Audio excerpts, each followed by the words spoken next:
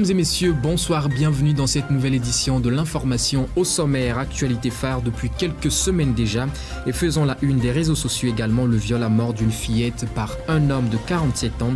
Des organismes de défense des droits de l'homme réclament fermement une peine maximale pour l'auteur du crime. Puis nous nous intéresserons à la santé. Le Togo va bénéficier d'un nouvel appui financier pour la poursuite de la réalisation de sa politique d'accès universel aux soins de santé. La Banque islamique de développement a annoncé une enveloppe de 38 milliards de francs CFA à l'endroit du pays. Pour l'actualité au-delà de nos frontières, le président sénégalais Macky Sall a réaffirmé son engagement de faire de son pays un modèle en matière de démocratie. C'était à Lisbonne, la capitale portugaise. Les précisions dans un instant.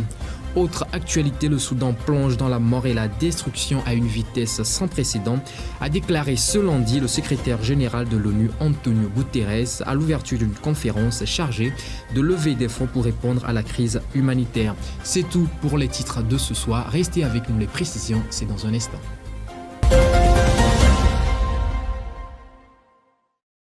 L'indignation ne baisse pas au sein de la population togolaise suite au décès d'une fillette violée à mort par un homme âgé de 47 ans dans un quartier de Lomé, la capitale togolaise. Les organisations de défense des droits de l'homme se sont invitées dans l'affaire. Elles encouragent la justice à aller au bout du dossier et à coller une peine maximale à l'auteur du forfait. Kofi Kligué pour le point. Les organisations de défense des droits de l'homme sont montées au créneau suite au décès d'une fillette après un viol. Le drame est survenu la semaine passée dans un quartier du Grand Lomé. Monsieur X, âgé de 47 ans, a violé une petite fille après avoir pris soin de la torturer. La victime est âgée de 9 ans. Ce décès n'a pas laissé les organisations de protection et de défense des droits de l'homme en général et les droits des enfants en particulier dans l'indifférence. De manière spontanée, plus de 5 organisations de la société civile ont effectué des démarches auprès de la famille pour d'amples précisions. Après échange, l'hypothèse du viol avait été confirmée comme cause du décès de la petite fille au regard de sa minorité. Pour ces organisations, ces actes entrent en conflit direct avec les dispositions de la Constitution togolaise et du Code de procédure pénale. Ainsi, les organisations voudraient bien que ce cas fasse école afin de décourager toutes les autres tentatives en appliquant la peine maximale à l'auteur de cet acte. Elles encouragent la justice à poursuivre le dossier. Par ailleurs, M. X, auteur du viol ayant causé la mort de la petite fille, court une peine de 10 à 20 ans de réclusion criminelle selon le code pénal en vigueur. Malgré les nombreux efforts que fournissent les autorités togolaises dans le cadre de la lutte contre les mutilations génitales féminines, le mal persiste. Ceci dit, des représentants des ministères, des institutions et organes techniques intervenant sur la problématique ont validé ce mardi une étude sur la mutilation génitale féminine et les pratiques traditionnelles néfastes. Les précisions avec Elodie Yenchavré. Les mutilations génitales féminines conservent leur mal-être et demeurent un véritable problème social au Togo. Le peuple togolais est fortement secoué par ce mal qui sévit dans presque toutes les régions du pays. En effet, malgré les nombreux efforts que fournissent les gouvernants dans le cadre de la lutte pour l'élimination définitive des mutilations génitales féminines à travers des campagnes de sensibilisation menées dans les régions administratives, le mal est toujours persistant. Dans cette ligne de mire, les représentants des ministères, les ONG et institutions et organes techniques intervenant sur la problématique des mutilations génitales féminines ont validé ce mardi une étude sur les mutilations génitales féminines et les pratiques traditionnelles néfastes. Selon une autre étude, le taux de prévalence en matière de mutilation génitale au pays est de 15% et le taux des pratiques traditionnelles néfastes ont une prévalence de 4%.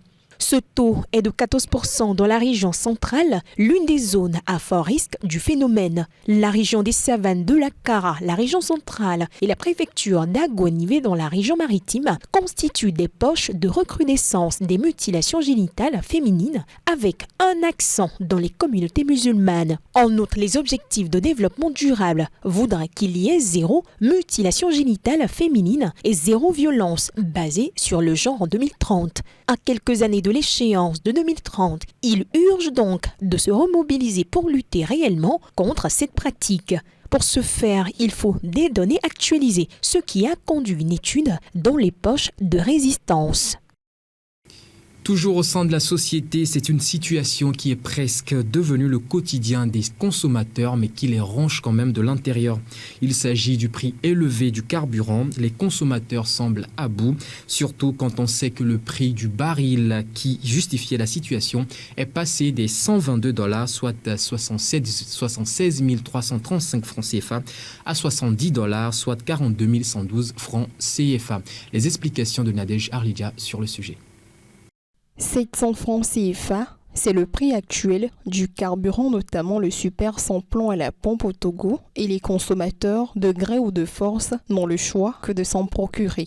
Une situation que des observateurs trouvent anormale. D'après eux, le prix du carburant à la pompe est censé rimer avec celui du baril à l'international selon qu'il augmente ou qu'il diminue. Et donc, le fait qu'en mai 2022, les prix soient montés en raison des conséquences de la guerre ukraino-russe reste encore concevable. À l'époque, le baril était à $112, mais à partir du moment où la situation commence par s'améliorer et que le tarif du baril diminue, ce qui est le cas actuellement, c'est-à-dire à moins de $110 le baril, celui au niveau de la pompe doit également suivre la tendance pour être revu en baisse. N'étant pas le cas au pays actuellement, la tâche s'avère encore plus dure aux consommateurs qui ont déjà du mal à joindre les deux bouts. Les observateurs attirent donc l'attention des autorités à accorder de l'intérêt à cette affaire et à faire diligence pour que la population ne soit pas contrainte de réparer les conséquences d'une situation à laquelle elle n'est que victime. On vous l'annonçait dans les titres, avec une enveloppe de 38 milliards de francs CFA, la Banque islamique de développement apportera son soutien à la politique d'accès universel aux soins de santé au Togo. À quoi ce fonds va servir concrètement? Dans les détails, nous vous proposons ce reportage signé Promise Pomegbe avec la voix de Félicité Chapla. Les autorités togolaises œuvrent depuis un moment à agrandir l'accès aux soins de santé pour tous. Au rang des initiatives s'inscrit également la mise en œuvre du projet d'assurance maladie universelle AMU. En vue de soutenir le projet de renforcement du système de santé et des soins de santé primaires, lancé ce mardi à Lomé par le ministère en charge de la santé, accompagnant ainsi la politique d'accès universel aux soins de santé, la Banque islamique de développement, BID, accorde une enveloppe de 38 milliards de francs CFA au Togo. L'initiative va toucher toutes les régions sanitaires du Togo pour une durée de 4 ans et consistera à la construction et à la réhabilitation de centres de santé, soit une trentaine de maternités, l'acquisition d'équipements et de moyens roulants au profit des formations sanitaires. Le dit projet devrait également permettre de contrôler et mieux lutter contre les maladies transmissibles, mais également améliorer la gouvernance du secteur, l'offre, la qualité des services et autres. Pour rappel, le gouvernement togolais a prévu en début d'année affecter 21 milliards de francs CFA à la couverture santé universelle selon la loi de finances exercice 2023, soit une hausse de 10% rapportée aux 19 milliards de francs CFA prévus l'année dernière. Santé toujours, on en parle moins, mais elle reste l'une des maladies mortelles qui fait des victimes chaque année dans le monde. Il s'agit de la fièvre typhoïde. Afin de ralentir sa propagation, l'Organisation mondiale de la santé a introduit un vaccin qui est accessible dans certains pays. Mais qu'en est-il de cette maladie au Togo? Les précisions dans le reportage qui suit. Au Togo, les chiffres de 2019 font état de plus de 9000 personnes atteintes de fièvre typhoïde, soit 119 cas pour 100 000 habitants, dont 60% sont des enfants de moins de 15 ans. Véritable problème de santé publique, la maladie est plus fréquente dans le nord-ouest du pays. Elle est une fièvre entérique grave propagée par l'eau et les aliments contaminés. Il s'agit d'une infection potentiellement mortelle due à la bactérie Salmonella typhi. Toujours selon les chiffres de 2019, 139 décès sont enregistrés à travers le pays. La vaccination contre la typhoïde peut réduire le recours aux antibiotiques, ralentir la propagation des souches résistantes aux médicaments et sauver des vies. Par ailleurs, selon l'OMS, la typhoïde infecte chaque année des millions de personnes dans le monde et environ 200 000 d'entre elles meurent. Vous ne l'ignorez pas, le recours à l'endettement est depuis l'alternative de nombreux pays africains pour combler leur déficit de dépenses budgétaires. Une surcharge entravant les finances publiques qui ne cessent de croître au niveau du continent dans son ensemble. Nous faisons un point sur le sujet avec ce récit de Bernard Quinvy.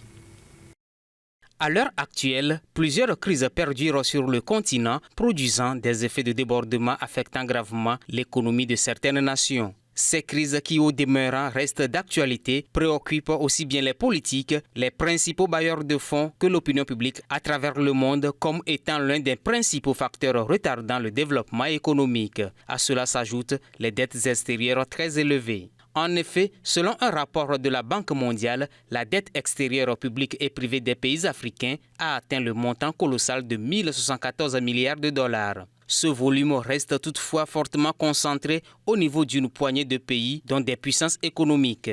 Il s'agit entre autres de l'Afrique du Sud, du Nigeria, du Ghana, de l'Éthiopie, de la Mozambique et du Kenya. En clair, la dette constitue aujourd'hui un facteur de blocage de la croissance des pays africains. Selon les experts, un endettement excessif conduit à un moment ou à un autre à la récession. Au-delà de nos frontières, l'engagement du Sénégal envers la démocratie se poursuivra malgré ceux qui essaient de peindre avec des couleurs plus sombres. C'est ce qu'a déclaré ce mardi le président sénégalais Macky Sall lors d'une visite à Lisbonne. Une manière selon lui de réaffirmer son engagement pour le respect de la démocratie et la liberté malgré les manifestations meurtrières dont est théâtre son pays. Actuellement en visite officielle au Portugal, le président sénégalais Macky Sall a abordé à l'issue d'une cérémonie d'accueil officielle et d'une rencontre aujourd'hui avec le président portugais Marcelo Rebelo de Sousa la question de la démocratie au Sénégal. Sall a assuré que l'engagement du pays envers la démocratie se poursuivra. La démocratie, elle offre la liberté à tous ceux qui vivent en son sein. Mais en même temps, elle doit faire face aux ennemis de la démocratie qui profitent de la démocratie, de ses principes, de sa protection. Le Sénégal se réjouit d'être et de demeurer un État démocratique. Notre marche depuis l'indépendance en 1960 jusqu'au moment où je vous parle est une marche élogieuse en matière de démocratie et de droits de l'homme. Et cela va continuer, malgré ceux qui tentent de peindre sous des couleurs sombres cette démocratie. Ces dernières semaines, Dakar a vu des affrontements meurtriers éclater entre la police sénégalaise et les partisans du chef de l'opposition et troisième des dernières élections présidentielles, Ousmane Sonko. Les heurts ont éclaté après la condamnation de Sonko à 2 ans de prison pour corruption de jeunes. La situation au Soudan est de plus en plus accablante, une situation sur laquelle est revenu Antonio Guterres, le secrétaire général des Nations Unies, lors d'une conférence de levée de fonds ce lundi. Le Soudan plonge dans la mort et la destruction à une vitesse sans précédent, a-t-il affirmé. Le point dans ce reportage. Au Soudan, le nombre de personnes ayant fui les combats dépasse les 500 000 et celui des déplacés dans le pays atteint 2 millions, a révélé mardi le haut-commissaire de l'ONU aux réfugiés. De plus, 25 des 48 millions de Soudanais ne peuvent vivre sans aide humanitaire. Filippo Grandi a appelé à un élan de générosité envers ce pays à Nairobi au Kenya à l'occasion de la Journée mondiale des réfugiés. C'est une situation inquiétante parce que nous n'avons pas vu beaucoup de progrès. Peut-être aucun progrès jusqu'à maintenant dans les négociations entre les deux leaders, les deux généraux qui se battent dans le pays. Et nous assistons malheureusement progressivement à une destruction de ce pays. Depuis le déclenchement des hostilités le 15 avril dernier, plus de 2000 personnes sont mortes selon l'ONG ACLED. Le chef de l'agence onusienne a exhorté les pays voisins du Soudan à être prompts à accueillir les réfugiés qui arrivent chaque jour à leurs frontières.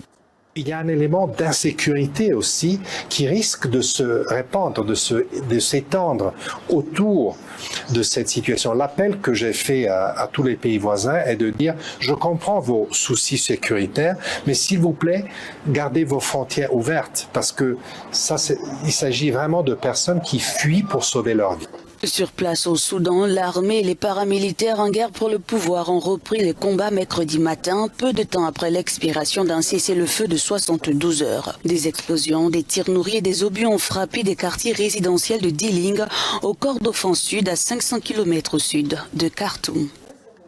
Fulgens Kayishema, l'un des 4 derniers fugitifs et présumé auteur du génocide de Rwanda, compte demander l'asile en Afrique du Sud. Selon son avocat, l'accusé craindrait pour sa vie.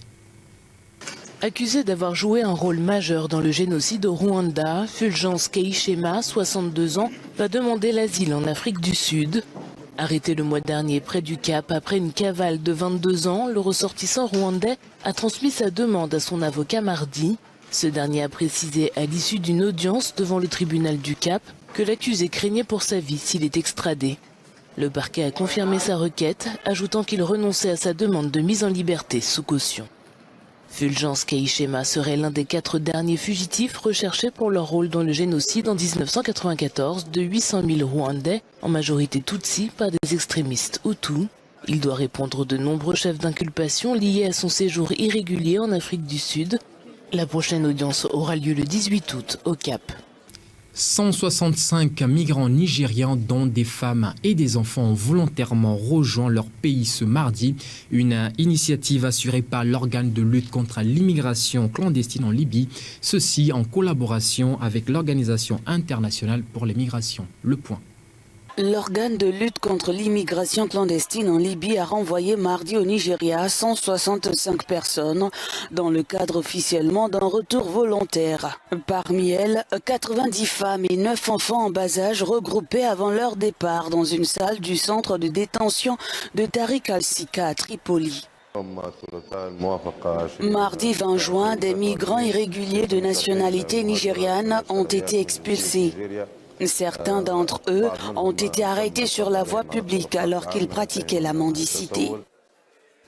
Le 14 juin dernier, l'organe de lutte contre l'immigration clandestine qui dépend du ministère de l'Intérieur a expulsé plusieurs dizaines de personnes vers le Tchad, selon un communiqué. Plusieurs autres rapatriements sont prévus la semaine prochaine.